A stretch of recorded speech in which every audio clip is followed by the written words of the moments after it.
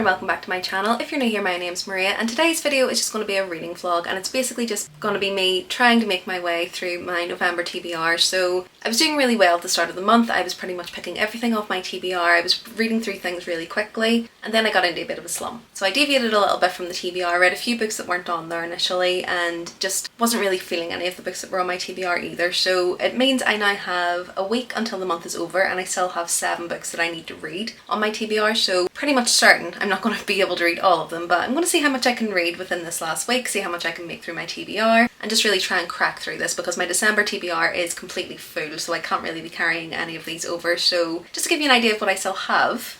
So these are the books that I still have on my TBR. So I've got For the Wolf by Hannah Whitten, The Undermining of Heart and Mercy by, who's this by? Megan Bannon, The Binding by Bridget Collins, Uprooted by Naomi Novik, A Man Called Ove by Frederick Bachman, and Gideon the Ninth by Tamsin Moore. And I don't think I'm obviously going to get to all of these, but what I may try and do is prioritise the standalones. So I am going to read For the Wolf because I have the second book in this series in my TBR for December. But other than that, I'm probably going to try and prioritise The Undertaking of Heart and Mercy, The Binding and Uprooted, and A Man Called Ove. So these 4 will probably be the next ones that I try to read, only because Gideon the Ninth is the start of a series. Oh, actually I do have another one.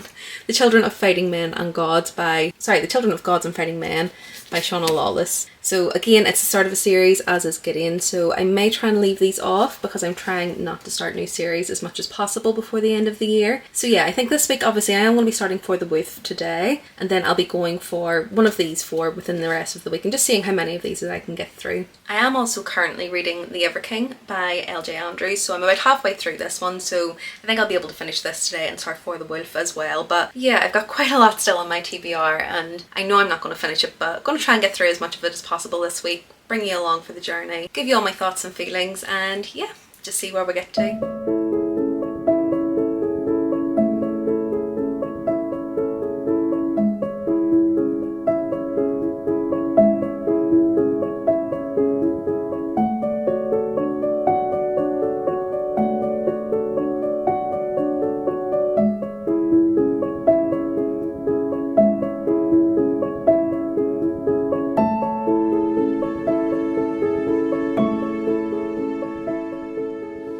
Okay, so jumping on with a few reading updates for you. So I have now finished The Ever King, and this one I really enjoyed it. So as with all LJ Andrews books that I've read, really like them. They're usually in and around 4 stars for me, and this one was 4 stars as well. So if you haven't heard of this one, it basically follows our main protagonist Eric, who is the king of the Ever within this land, and essentially he's been waiting 10 years to get vengeance on the Earthfae who killed his father and who made him a prisoner within his own realm. So he hasn't been able to leave the seas within the Ever for 10 years, and unwittingly the daughter of his enemy breaks the chain and breaks his kind of prison essentially, and allows him to come through the chasm that had been there for 10 years and kind of protecting the Earthfae from the Ever King. And as part of a ploy to get vengeance on his enemy, he takes his daughter and plans to kind of toss her into his game for revenge. And this does follow on from LJ Andrews' series The Broken Kingdoms. You technically don't need to read that one first, but I would say for me personally, because I'd read that series, a lot of the stuff that was being said in here and a lot of the things being referenced just hit a lot better for me. And I think because I had an emotional connection to some of the characters that are maybe mentioned in here, and this is basically the children of the characters in the Broken Kingdom series, so again it just meant I've already got a connection to those characters. I did get introduced to these characters at the very end of that series as well, and as I say, while you don't have to read it, I definitely think it made the enjoyment of this one much better, because I think without having that prior knowledge, this could have felt a little bit insta-lovey. It could have felt like they had emotions for each other quite quickly, but there is a little bit of background that you get at the end of the Broken Kingdoms, and you do get it in here as well. They kind of explain it, but I would say having read it in the Broken Kingdom series in that last book definitely made the relationship make a lot more sense when I was reading this one. I do think this book does stand on its own. I don't think that it would be too much of a issue if you haven't read that series. I think it's got proper enemies to lovers in here, you know, there's life threats and everything in there at the start. There's definitely a lot of lusty kind of angst within here. I think the characters are pretty fully fleshed out. There's also some side characters which have pretty detailed backstories in there as well. And a couple of the twists and turns at the end I didn't see coming. So I do think if you really like a fantasy romance, so a book that is much more romance heavy than kind of the fantasy elements, I think this does have a good kind of balance between that. The romance is kind of the main focus of the story, but the fantasy world that she has built to base this romance in I think is really, really good, and I've always really enjoyed her books. So if you're a fantasy romance lover and you want to give this a chance, if you have the time, I would say to read the Broken Kingdoms series first, but if not, I still think you'll really enjoy this because I think the characters were well enough fleshed out and there was those references to the old books where you'll still be able to understand what's going on in here. But yeah, really enjoyed this one, so 4 stars overall. And then since I last updated you, I've actually got quite a good bit through For the Wolf as well. I'm around 60% in, so on chapter 21 and on page 263, and yeah, I'm really liking this one. I'll be honest, it was slow to kind of grip me. At the very start I wasn't really sure if I was going to be able to enjoy this one. It felt a little bit slow, but at the same time it was a little bit info dumpy. I felt we were getting a lot of information about this world and I wasn't really sure where it was going to fit in. But before we get into that, I will give you a little bit of a synopsis about what this one's about. So I think I did mention that it's basically about 2 princesses, and we have one who's for the wolf, so basically used as a sacrifice to the wolf for the protection of the kingdom. And then we've got a princess who is for the throne, so one who will be ruling, and that's actually the title of the second book.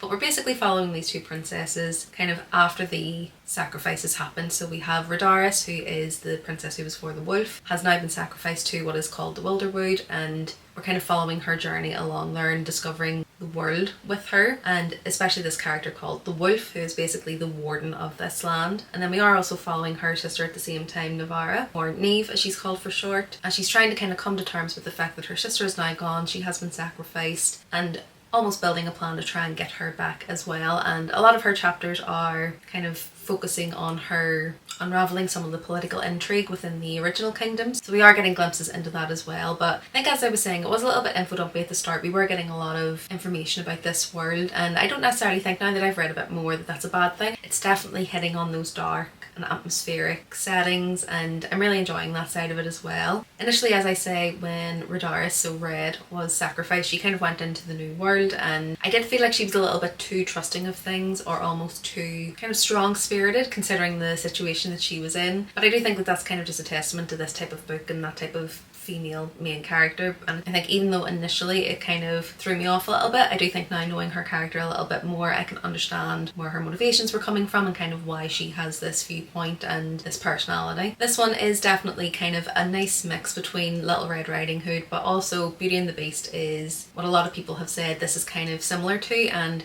there's been quite a lot that is quite similar to that in here. A lot of little nods to that and kind of the story of Beauty and the Beast, and I've really enjoyed that. I think it's been done really well. I think there's enough differences where it's not just kind of a simple retelling. I think there's a brand new world, a brand new political system, and there's a lot being unravelled, I think, and probably in the next 40% when I read on more, I'll understand even more of that. But yeah, slow start. I think I wasn't too sure if it was going to be one for me up until maybe the 20% mark, but after then I think the pace has definitely picked up. I've enjoyed meeting some different characters as well and just learning more about these worlds. So yeah, I'm excited to see where this one goes. I'm definitely enjoying it a lot more now than I was at the start, so yeah, I'm a bit more positive about this one now. But as I finished The Ever King, I am probably going to pick up my next book, and I think the one I'm going to pick up is this one, so Gideon the Ninth. I've got a few other books on my TBR at the moment, and I was going to pick up Uprooted by Naomi Novik, but reading the synopsis of that, I think it might be too similar to For the Wolf, because it is about a girl sacrificing herself to save the kingdom. Pretty sure it's a Beauty and the Beast retelling as well, so it just doesn't make sense to pick that up at this point. But I think I might pick up this one. I think it'll be very different from my past couple of reads. I believe this is more sci-fi led. It's basically, the tagline here says lesbian necromancers explore a haunted gothic palace in space. So I've definitely never read anything like that before, so I'm really excited to see how this goes. I've heard some great things about this, heard it's really different, really unique, really funny as well, so I think I definitely need something that's a bit fast-paced, a bit funny, a bit just different than what I've been reading recently. I've been reading a lot of kind of dark and atmospheric things, and I think this might lift me out of that and just give me something a bit new to kind of intrigue me and to pique my interest. So I have absolutely no idea what this is actually about, so I'm hoping when I read a little bit of it I may get more of an understanding. But I've heard that basically for most of this book I'm not going to know what this book is about or I'm not going to be able to really follow it, so I'm excited but also apprehensive. But it's one that's been on my TBR for quite a long time, and I don't want this to slide kind of this this month's TBR because I just know it'll just sit in my shelves for another couple of months because I'm a little bit daunted by it. So really want to get this one read this month if I can. So I think now that I've finished The Ever King, I'm definitely going to pick this one up next. So yeah, I'll read a little bit of this and see if I can kind of get a gauge of what this is about. And once I've done that, I'll give you a bit of an update on this one.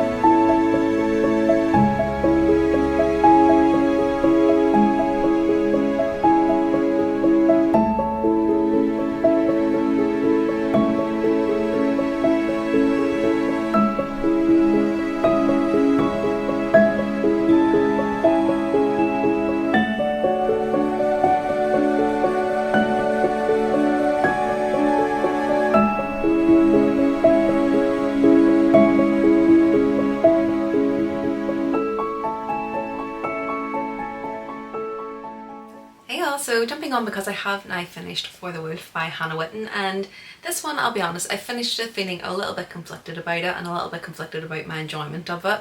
I'll start with the things that I did love about this. I think Hannah Witton is an expert at creating atmosphere. This was no exception. I think it provided a magical, eerie, folktale kind of retelling of Beauty and the Beast. Definitely don't let the cover fool you. There is little elements of Little Red Riding Hood, namely her name and her red cloak, but other than that, it really is a Beauty and the Beast retelling at its core. And I do think Hannah Witton really did do justice to that, and I do think that the dark and eerie atmosphere was definitely the main component of this that I was really loving. I did really enjoy the characters. I thought she developed them quite well. I feel like they were fully fleshed out. I understood their motives for the most part, and even some of the side characters as well. I got invested in their character development, so again, just testament to her character work and how I felt about her writing about them. Where the story kind of fell off for me a little bit was the world building. It felt a little bit flimsy at times. There was many times or scenarios where I was thinking I'd maybe missed details or something like that, which would explain some of the things that were happening or why things were happening, especially with regards to the wolf's connection to the Wilderwood and why he was there and why he had to stay there. The initial kind of premise of that and the folklore about that with the kings, and this might not make sense if you haven't read it, but I don't want to go into too many details so I don't give spoilers, but basically just some of the basic world building in terms of the folklore and the history of this world were a little bit flimsy at times, so it meant I didn't fully understand why things were happening the way they were happening, and it was never really explained. I think for this, and with most other stories, if something is going to be kind of deep and rich in world building, I want it to kind of be all or nothing, and I think with this it kind of came of a middle ground, so it was giving us enough to kind of get us invested, but didn't really delve as deep as I would have liked to give me the understanding, especially because the concept was so intriguing as well. It did take me out of the story a little bit. It did make me kind of lessen my enjoyment for it because I just wanted some of those questions answered, but other than that, I did really enjoy the writing. I really enjoyed the writing style. I think she has a lovely writing style. Some of the scenes are a little bit convoluted and maybe adding some information that you don't need, but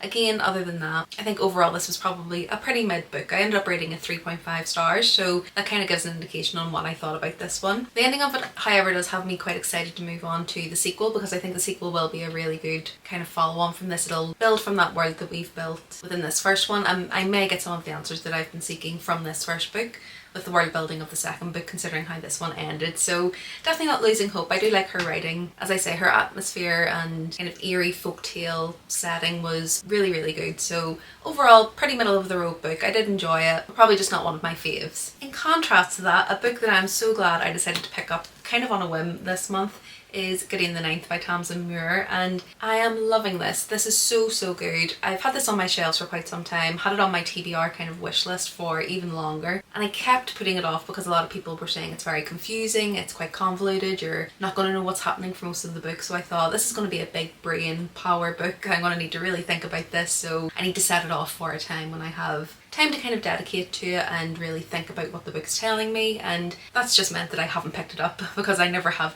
time for a book like this, but I'm so glad I picked this up. So to give you a bit of an idea of what this one's about, even though it is staying true to its word, I don't really know why anything's happening, but with this one we've got basically like 9 different houses, which are essentially 9 different planets within this world, and they all have kind of a noble family which runs each planet or house as it may be. Obviously we've got Gideon, who hails from the 9th house. She was an orphan and has kind of lived her life in servitude to the 9th house for her whole life, so she's been trained by nuns and skeletons which are on this planet as well, and obviously the leaders of all of the houses are necromancers, and the leader of the 9th house is a bone witch called Harrowhark Nonagenimus. Genimus?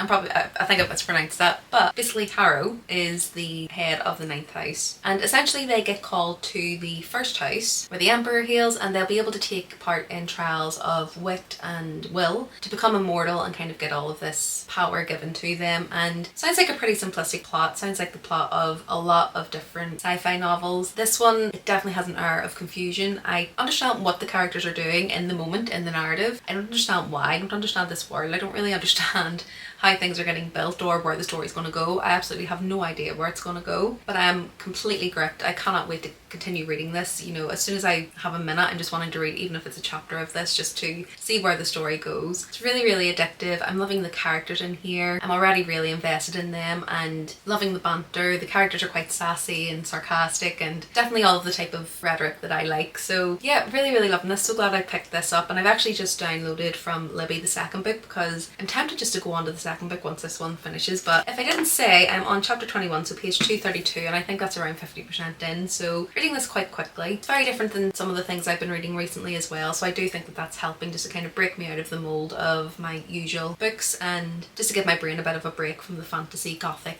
dark kind of stories that I've been reading recently. But yeah, really good, really loving this one. As I say, I may just go on to the second one as soon as I finish this one, so it may be in this video depending on how quickly I can read this one. But yeah, just want to say really loving this one and can't wait to continue reading it. I would also say that I highly recommend the audiobook for this one. I think that's really helping bring the characters to life. The narrator's doing an amazing job at some of the sassy remarks, and as I say, just bringing the characters to life, doing different voices, but it's not cringe. You know, some narrators can do it really well, others will probably be like me, I couldn't do it. So if you're planning to read this, I definitely say read it. I'm reading it alongside, so I am immersive reading. Read it alongside with the book because yeah, the narrator's doing an amazing job.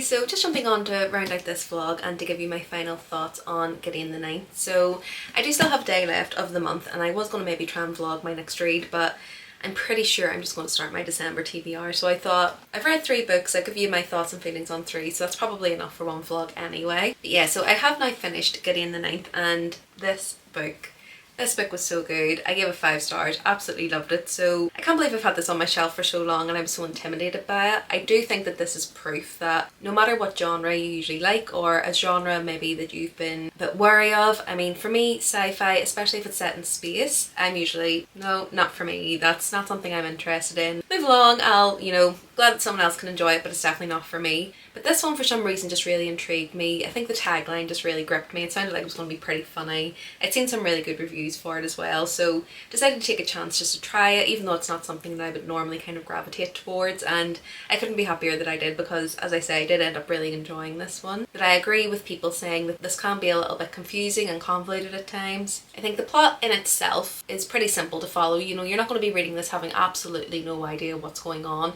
You will be able to follow the plot, but there are some details that will kind of go over your head a little bit. Well, at least they did for me at the very start, and then they do kind of click into place a little bit later in the book. But at the very start you may be feeling a little bit lost, feel like you've missed some details, but it does all come together, and I do think that the plot line, that is the obvious kind of plot line as you're following it, is enough to keep you going and is enough to keep you entertained, so that that's not taking away from your enjoyment, if that makes any sense. I think the world that Tamsin Muir has built in this book is really dense and rich, and for me it felt really unique. I mean, I've just said I obviously don't read a lot of books within this genre, so maybe this is just basic, I don't know, but from my personal opinion I just think it was a really unique concept. It felt quite unique in terms of even though it's quite a simplistic plot, I think the richness that was built around it was really, really intriguing and really good. I think the main thing for me that kept me kind of invested in this was definitely the characters. I loved the FMC, so I loved Gideon, was invested in her quite early on in the book, kind of within the first few pages I already loved her. She's quite a snarky, lovable badass. She can kill you within 2 seconds, but she has a huge heart, and I just really loved that about her. So she's not your kind of typical FMC who's, you know, heart of stone or anything like that until something changes. You can tell from the very start that she does definitely have a lot of heart. And to be honest, I really loved all of the characters. I think that they were all very layered and nuanced, and they all kept me guessing up until the very end in terms of their motives and their intentions, and I don't think they were particularly easy to kind of siphon out either, and again it just kept me intrigued and kept me interested. But with this one there was definitely a lot of laugh out loud moments, you know, not just like pretending to laugh or thinking, oh yeah, that's funny in your head, actually had me wanting to giggle. So it takes a lot for a book to pull that reaction from me, so again, just testament to how good this was. There's also quite a heavy kind of mystery element to this. I think if you like anything like a murder mystery or anything like that, you might like the plot line within this, because that was a huge element of what was going on here. The team were kind of trying to figure out why certain things were happening, and we were kind of all as confused as them.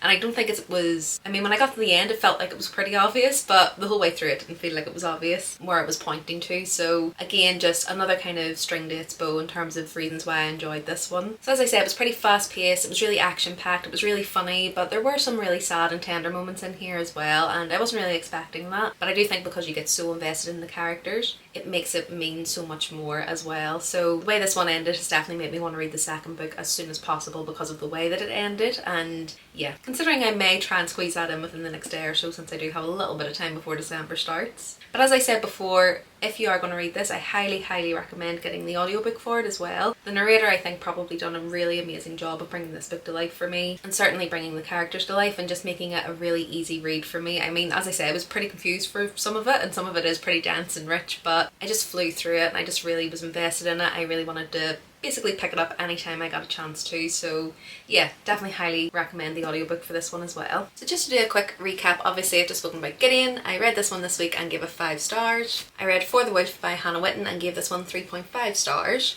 And then started off the week with The Ever King by LJ Andrews and gave this one 4 stars. I did also read A Court of Thorns and Roses this week as well, so technically this week I did read 4 books, so I'm not too disappointed with not getting to the rest of my TBR, because to be fair, reading 4 books in a week is more than I would usually read, so pretty happy I was able to fit this in as well. That's it, that's everything for this week. Let me know if you've read any of these and what your thoughts were on them, or if any of these are on your TBR. I'd love to know what you thought about them if you have read them, or if there's any books you think I would like based on my enjoyment of these. Definitely let me know in the comments below. If you like this video, do remember to give it a like, and if you want to see more from me, remember to subscribe. I'm posting 2 videos per week, and it's videos like this, so reading vlogs, book recommendation vlogs, book shopping, book hauls, all good bookish things like that. Other than that, thanks so much for watching this one. I hope you enjoyed it, and I'll see you in the next one soon. Bye!